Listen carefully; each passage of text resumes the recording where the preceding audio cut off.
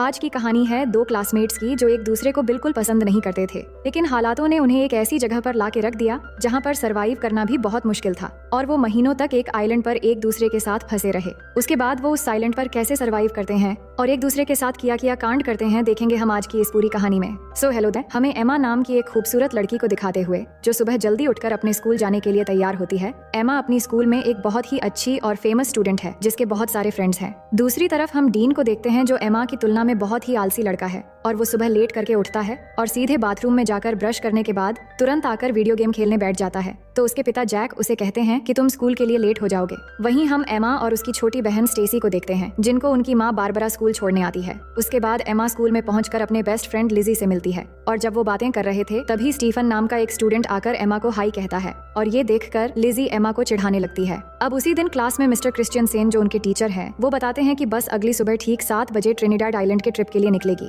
और वो आगे बता ही रहे होते हैं कि एमा क्लास में लेट पहुंचती है और डीन भी पीछे से आकर एमा से टकरा जाता है और उसे सॉरी शहजादी कहता है। इसके बाद जब मिस्टर क्रिश्चियनसेन ट्रिप के बारे में और जानकारी दे रहे थे तभी लिजी एमा से कहती है कि डीन भी ट्रिप पर जा रहा है अपने पिता के पैसों की वजह से और फिर वो डीन को देखकर मुंह बनाती है। अब लंच के समय लिजी अपने दोस्तों को एमा और स्टीफन के बीच सुबह जो हुआ वो बताती है और कहती है कि ट्रिप में जाकर हमारे पास 1 हफ्ता होगा अपना जादू चलाकर एमा को स्टीफन के साथ एक्शन कराने के लिए। पर एमा कहती है कि हमें ये सब छोड़कर ट्रिप पर ध्यान देना चाहिए। अब सभी जब बातें कर रहे थे तभी एमा की नजर डीन पर पड़ती है जो चाकू से सेब काट रहा था। अब थोड़ी देर में मिस कोलियर जो एक टीचर है वो डीन के पास आकर उसे स्कूल में चाकू लेकर आने के लिए डांटती है और फिर उसे प्रिंसिपल के ऑफिस में ले जाती है। फिर लिजी अपने दोस्तों से कहती है कि एमा को डीन जैसे लड़कों के साथ नहीं रहना चाहिए जब स्कूल का एक हॉट लड़का एमा को पसंद करता है। अब अगले दिन सुबह एमा तैयार होती है ट्रिप के लिए और अपने माँ बारबरा और पिता फिल को थैंक यू कहती है उसे ट्रिप पर जाने देने के लिए। दूसरी तरफ डीन ट्रिप पर नहीं जाना चाहता तो उसके पिता जैक उसे कहते हैं कि उसके स्कूल के नियम को तोड़ने के बाद भी उन्होंने कितनी मेहनत की उसे ट्रिप पर जगह दिलाने के लिए,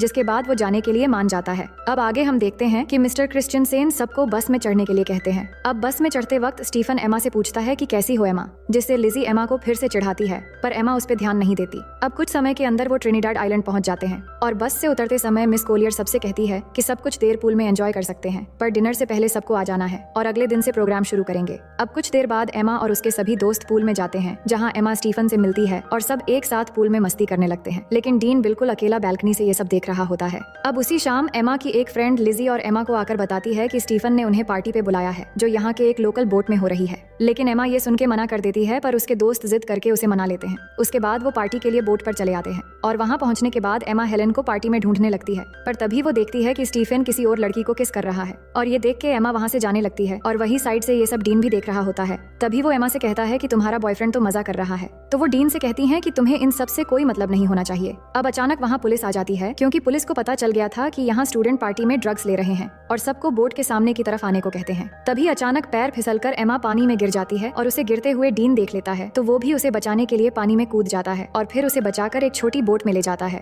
अब उस बोट की रस्सी बड़े बोट से जुड़ी हुई थी तो डीन उस रस्सी को काट देता है और एमा के पूछने पर वो कहता है कि मुझे पुलिस के झंझट में नहीं पड़ना है, पुलिस के जाने के बाद हम बड़े बोट तक पहुंच जाएंगे। लेकिन थोड़ी ही समय के अंदर वो बोट उनसे काफी दूर चला जाता है और तभी वहाँ पर तूफान शुरू होने वाला होता है, लेकिन डीन देखता है कि इसमें तो मोटर ही नहीं है। तभी उनके सामने से अचानक एक बड़ी सी लहर आती है और दोनों कस के बोट को पकड़ लेते हैं। इसके बाद सुबह हो जाती है और दोनों लहरों की वजह से बोट के साथ अरेबियन सागर में पहुंच गए थे। डीन का फोन भीग चुका था तो वो एमा को उसका फोन देने को कहता है पर एमा के फोन में नेटवर्क नहीं आ रहा था। फिर एमा डीन से कहती है कि हमें पार्टी बोट का पीछा करना चाहिए था तो डीन कहता है कि चिंता मत करो, कोई ना कोई हमें लेने आ जाएगा। वो बात ही कर रहे थे तभी अचानक एमा को थोड़ी दूरी पर एक आइलैंड नजर आती है, जिसके बाद डीन बोट को उस आइलैंड की तरफ ले जाने लगता है और बहुत मुश्किलों के बाद दोनों उस आइलैंड पर पहुंच जाते हैं और वहां पहुंच के एमा फिर से फोन के नेटवर्क को देखती है पर वहां भी कोई नेटवर्क नहीं मिलता। फिर डीन को उस बोट पे एक फ्लेयर गन मिलती है तो वो उसे ले लेता है और फिर दोनों आगे बढ़ने लगते हैं इस उम्मीद में कि आगे जाने पर उन्हें कोई मदद मिल जाएगा। दूसरी तरफ होटल में पिछले रात की पार्टी की वजह से मिस्टर क्रिश्चियनसेन ट्रिप को कैंसिल कर देते हैं। तभी लिजी मिस कोलियर से कहती है कि एमा होटल वापस नहीं आई है और उसे लगा कि शायद एमा कल रात किसी और के साथ थी, इसलिए उसने किसी को नहीं बताया और वो बताती है कि उसने एमा को आखिरी बार पार्टी बोट पर देखा था। इसके बाद मिस्टर क्रिश्चियनसेन सबकी अटेंडेंस लेते हैं तो उन्हें पता चलता है कि डीन भी यहाँ मौजूद नहीं है। अब इससे इनको पता चल जाता है कि डीन और एमा दोनों ग्रुप से मिसिंग हैं। उसके बाद पुलिस आकर एमा के दोस्तों से पूछताछ करते हैं तो मिस कोलियर पुलिस से पूछती है कि क्या उन्हें ढूंढने का कोई तरीका है, तो तो पुलिस कहते हैं कि ऐसे केस अक्सर होते रहते हैं, शायद वो खुद से ही वापस आ जाए, लेकिन अगर वो समुद्र में कहीं फंस गए हो तो दोनों को ढूंढना थोड़ा मुश्किल हो सकता है। और ये बात जब डीन के पिता को पता लगता है कि उनका बेटा खो गया है तो ये सुनकर वो तुरंत स्कूल जाते हैं और वहाँ एमा की माँ बारबरा से मिलते हैं। और उसी समय फिल भी वहाँ आ जाता है और यहाँ सब परेशान होकर प्रिंसिपल से दोनों बच्चों के खोने के बारे में पूछने लगते हैं, पर प्रिंसिपल ठीक से कोई जवाब नहीं दे पाते, जिसके बाद वो तीनों वहाँ से चले जाते हैं। वहीं एमा और डीन आगे बढ़ रहे थे और कुछ दूर चलने के बाद उन्हें जंगल के अंदर एक खूबसूरत वाटरफॉल दिखाई देता है। डीन को ये बहुत अच्छा लगता है तो वो एमा को उसका एक तस्वीर लेने के लिए कहता है, पर एमा उसे मना कर देती है। वो कहती है कि हम यहाँ फंसे हुए हैं और तुम्हें यहाँ अच्छा लग रहा है। मुझे इस ट्रिप में प्रोजेक्ट के लिए अच्छे मार्क चाहिए थे, मुझे आगे प्रिंसटन यूनिवर्सिटी में पढ़ना है। अगर हम जल्द से जल्द यहाँ से नहीं निकल पाए तो सब बर्बाद हो जाएगा।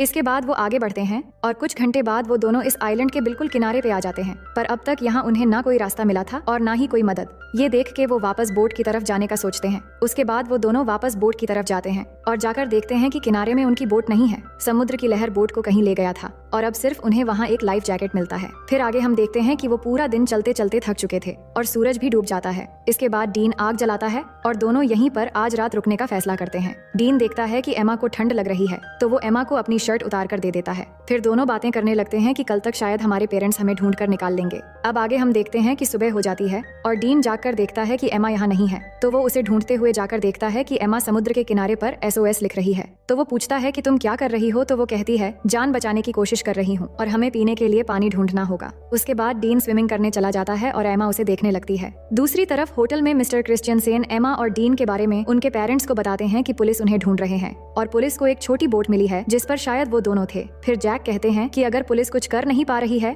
तो हम किसी प्राइवेट रेस्क्यू टीम को काम पर लगा सकते हैं, पर मिस्टर क्रिश्चियनसेन कहते हैं कि पुलिस अपना काम अच्छे से कर रही है और वो जल्द से जल्द बच्चों को ढूंढ निकाल लेंगे। वहीं हम देखते हैं कि एमा पीने के लिए पानी ले रही है, तभी उसे अजीब सा कुछ महसूस होने लगता है। उसे लग रहा होता है कि उसके आसपास कोई है और उसे देख रहा है, तो वो घबरा कर वहाँ से चली आती है। इसके बाद दोनों मिलकर धूप से बचने के लिए पत्तों से एक छोटी सी झोपड़ी तैयार करते हैं और थोड़ी देर बाद एमा समुद्र के किनारे बड़ा करके SOS लिखती है ताकि रेस्क्यू टीम अगर यहाँ से गुजरे तो वो उन्हें मिल जाए। फिर दोनों को जो भी इस आइलैंड पे खाने लायक मिलता है वो ढूंढ के खाने लगते हैं और डीन को केले का एक पेड़ मिलता है तो वो तोड़ के दोनों पेट भर के खाते हैं। अब इस आइलैंड में गर्मी बहुत होती है और एमा फुल पैंट नहीं पहन सकती और वो पैंटी पहनकर भी नहीं रह सकती, तो वो अपनी फुल पैंट को काट के शॉर्ट कर लेती है। इसके बाद एमा देखती है कि डीन उस झोपड़ी में आकर सो रहा है, तो वो भी उसके पास आकर सो जाती है। तभी अचानक डीन एमा की तरफ मुड़ता है और उस पर हाथ रख देता है, पर एमा को ये अच्छा लगता है और वो कुछ नहीं कहती। फिर अगले दिन जब एमा वाटरफॉल में नहा रही होती है तब डीन आकर उससे सनस्क्रीन मांगता है, तो एमा डीन को कहती है कि मैं यहाँ नहा रही हूँ, तुम दूसरी तरफ जाओ। तो डीन कहता है कि तुम ही ने तो मुझे यहाँ पहरेदारी करने के लिए कहा है। ये सुन के एमा कहती है कि इस आइलैंड में कोई और भी है, इसलिए मैंने कहा था। उधर होटल में बारबरा एमा को लेकर बहुत परेशान थी और न्यूज में ये बताया जा रहा था कि एमा और डीन के गायब होने की केस अब ऑफिशियल हो गई है और अब पुलिस को लगता है कि वो दोनों मर चुके हैं और अब वो उनकी लाश ढूंढ रहे हैं। और फिल तैयार हो रहा था घर जाने के लिए क्योंकि एमा की छोटी बहन स्टेसी घर में अकेली है, पर बारबरा अभी भी घबराई हुई है। तो फिल बारबरा से कहता है कि एमा मिल जाएगी और ये कह के वो उसे गले लगा लेता है। जिसके बाद अगले दिन जैक बारबरा के साथ हेलीकॉप्टर लेकर एमा और डीन को ढूंढने निकल पड़ता है और वही आइलैंड में थोड़ी देर के बाद रात होने वाली है और एमा डीन को बता रही होती है कि वो अपने परिवार को बहुत याद कर रही है। तभी डीन को वहाँ पर किसी इंसान की खोपड़ी मिलती है, तो एमा उसे देखकर बहुत डर जाती है और कहती है कि ये भी हमारी तरह शायद यहाँ फंस गया होगा और इसकी ये हालत हो गई और अब हमारी हालत भी शायद इसी के जैसा हो जाएगा। पर डीन उसे कहता है कि ये शायद कोई मछुआरा या फिर कोई स्मगलर होगा जो यहाँ आकर मर गया था, लेकिन हमारे पीछे हमारे पेरेंट्स हैं और हम यहाँ अकेले नहीं हैं। और उसे विश्वास दिलाता है कि अगर हम एक दूसरे के साथ ऐसे ही देते रहेंगे तो हम यहाँ कभी नहीं मरेंगे और एक दिन हम जरूर घर वापस जाएंगे। और ये कहने के बाद वो एमा को किस करने लगता है। एमा पहली बार किसी को किस कर रही थी और उसे अच्छा भी लग रहा था और अब रात भी हो गई थी। फिर क्या होना था, डीन सारी हदें तोड़ देता है और आइलैंड में एक तूफान आता है और इस तूफान को एमा पहली बार एंजॉय करके बहुत खुश थी। फिर सुबह होने के बाद एमा जाकर देखती है कि डीन यहाँ नहीं है, तो वो डीन को पुकारने लगती है पर वो उसे नहीं मिल रहा था। तो एमा बहुत घबरा जाती है और उसे ढूंढने के लिए जंगल में चली जाती है और थोड़ी दूर आगे जाकर वो देखती है कि डीन एक गड्ढा खोद रहा है। तो एमा को समझ नहीं आ रहा था कि डीन ये क्यों कर रहा है। तभी अचानक एमा गिर जाती है और उसे घुटने पर चोट लग जाती है, जिसके बाद डीन तुरंत उसकी चोट को ठीक करने लगता है और उसे कहता है कि तुम्हें कुछ नहीं होगा। फिर वो दोनों वाटरफॉल में नहाने लगते हैं और यहाँ डीन एमा को बताता है कि उसकी माँ एक कार एक्सीडेंट में मर गई थी और एमा उसकी बातों को अच्छे से सुनने लगती है। फिर थोड़ी देर बाद वहाँ बारिश होने लगती है और डीन उसमें मस्ती करने लगता है और एमा उसे देखकर खुश हो रही होती है। जिसके बाद दोनों बारिश में डांस करने लगते हैं और डीन एमा की बालों में एक फूल लगा देता है। अब एमा डीन से कहती है कि मुझे फिर से तूफान के मजे लेने हैं। फिर डीन एक बार फिर से तूफान लाने की तैयारी शुरू कर देता है। वहीं अब न्यूज में बताया जाता है कि एमा और डीन के लापता होने की 1 महीना गुजर चुका है और पुलिस को लगता है वो अब जिंदा नहीं रहे, इसलिए पुलिस ने उन्हें ऑफिशियली ढूंढना बंद कर दिया है। पर एमा के दोस्त को अभी भी लग रहा है कि एमा और डीन अभी भी जिंदा है और बारबरा को भी वैसा ही लगता है और वो जैक के साथ हेलीकॉप्टर लेके अपनी बेटी एमा को ढूंढने फिर से चली जाती है और उन दोनों को अच्छे से ढूंढने के लिए सबको पर्ची बांट रहे होते हैं जिन पे एमा और डीन के बारे में जानकारी दी हुई थी। ये सब कुछ करने के बाद जैक बारबरा से कहता है कि उन्होंने सब करके देख लिया पर फिर भी एमा और डीन नहीं मिल रहे हैं, अब शायद घर वापस लौट जाना चाहिए। ये सुनकर बारबरा उदास हो जाती है और घर चली जाती है। दूसरी तरफ डीन एमा को हरी रोशनी के बारे में बता रहा होता है जिसके बारे में उसकी माँ ने उसे बताया था और वो बताता है कि वो रोशनी सूरज के डूबते समय दिखती है, पर डीन ने उस रोशनी को आज तक कभी नहीं देखा है। अब यहाँ उन्हें कुछ और हफ्ते बीत जाते हैं और दोनों आइलैंड के खूबसूरत एनवायरनमेंट के मजे लेने लगते हैं। वो समुद्र में नहाते हैं और बहुत मजे करते हैं और ऐसे ही वो एक दूसरे के बहुत करीब आ जाते हैं और जब भी उनका मन करता है तो वो तूफान और भूकंप के मजे लेते रहते थे। अब ये सब कुछ होने के बाद एमा डीन से पूछती है कि तुमने पहली बार कैसे किया था और वो कौन थी? तो डीन बताता है कि जब मैं स्कूल में था तब मेरा एक दोस्त थी जो मुझसे उम्र में बड़ी थी। अब डीन जानता था कि एमा की ये सब कुछ पहली बार थी, तो वो पूछता है तुम्हें कैसा लगा? तो वो बताती है कि अच्छा था, लेकिन तूफान की वजह से गलत जगहों पर रेत चली गई। इसके बाद एमा कहती है कि मुझे और एक्सपीरियंस करनी है, तो डीन कहता है कि ठीक है। अब आगे हम देखते हैं कि दोनों जंगल में जाते हैं कुछ फल लाने के लिए और डीन थोड़ी आगे जाकर फल तोड़ने लगता है। तभी अचानक उन्हें एक प्लेन की आवाज सुनाई देती है, तो दोनों खुली जगह की तरफ भागने लगते हैं और डीन जल्दी से आकर उस प्लेन को सिग्नल देने के लिए एमा की बैग में फ्लेयर गन ढूंढने लगता है, पर उसे वो नहीं मिलती। लेकिन तब तक वो प्लेन उनसे बहुत दूर चली जाती है। फिर एमा फिर से उस फ्लेयर गन को ढूंढने लगती है, पर उसे भी नहीं मिलती। तो एमा को लगता है कि उस आइलैंड पर कोई और भी है जो उनके चीजें चुरा रहा है। फिर आगे हम देखते हैं कि कुछ दिन और बीत गए हैं, पर उनके ऊपर से अब तक सिर्फ एक ही प्लेन गुजरा है और कोई भी उन्हें बचाने नहीं आया है। दोनों झोपड़ी में बैठ के बात करने लगते हैं कि उन्हें अब घर वापस जाने की उम्मीद छोड़ देनी चाहिए और यहाँ जंगल में पूरी तरह एक दूसरे के साथ बिताने का फैसला कर लेना चाहिए। तभी अचानक डीन को किसी जानवर की आवाज आती है, तो डीन जंगल में जाता है उस जानवर को ढूंढने के लिए। तो एमा को डीन की चिंता होने लगती है, तो वो भी उसके पीछे चली जाती है और वही डीन जैसे ही थोड़ा आगे जाकर देखता है तो वहाँ एक ब्लैक पैंथर होता है, जिसे देखते ही वो भागने लगता है और भागते भागते काफी दूर जाने के बाद वो अचानक जमीन पे गिर जाता है और एमा भागती हुई जब डीन के पास पहुंचती है तो वो देखती है कि डीन के पास खून से लथपथ एक चाकू है और उसने एक ब्लैक पैंथर को मार दिया है। फिर आगे हम देखते हैं कि एमा और डीन के सभी दोस्त और पेरेंट्स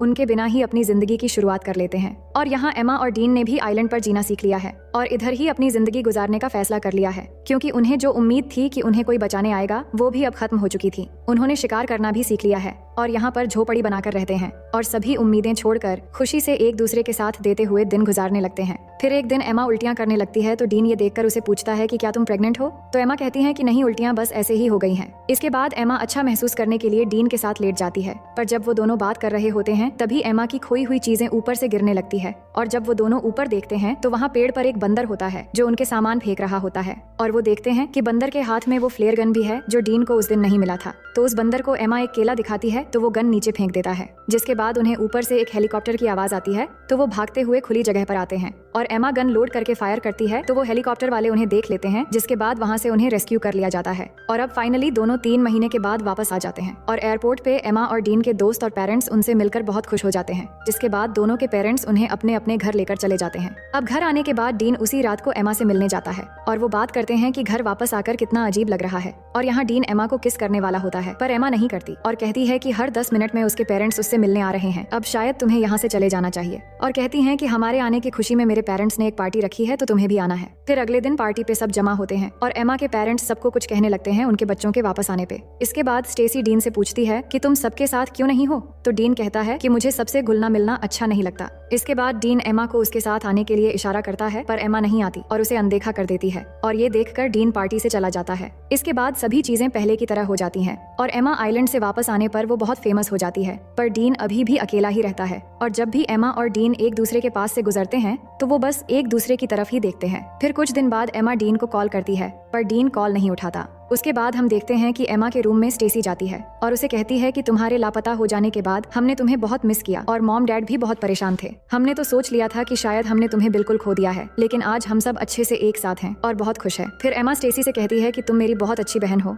और फिर वो दोनों एक साथ प्रॉम पार्टी में जाने का डिसाइड करते हैं। दूसरी ओर हम डीन को देखते हैं जो अपनी माँ के कब्र पर जाता है और अपनी माँ को मिस करते हुए बहुत रोता है। अब प्रॉम पार्टी की रात डीन टीवी देख रहा होता है, तो उसके पिता उसे पूछते हैं कि क्या पार्टी में तुम मेरे कोट पहनकर जाना चाहोगे? दूसरी तरफ एमा पार्टी पार्टी में अपनी बहन के साथ पहुंच गई थी, जिसके बाद लिजी उसके पास आती है और एमा को एक सरप्राइज देने के लिए आगे ले जाने लगती है। और तभी एमा देखती है कि बाहर बारिश में डीन कोट पहन के खड़ा है और एमा का इंतजार कर रहा है। ये देखकर एमा आइलैंड की वो सब कुछ याद करने लगती है। इसके बाद पार्टी से बाहर आकर एमा डीन के पास जाती है और यहाँ दोनों बहुत खुश होते हैं और किस करने लगते हैं। और इसी सीन के साथ ये कहानी यहीं पर खत्म हो जाती है।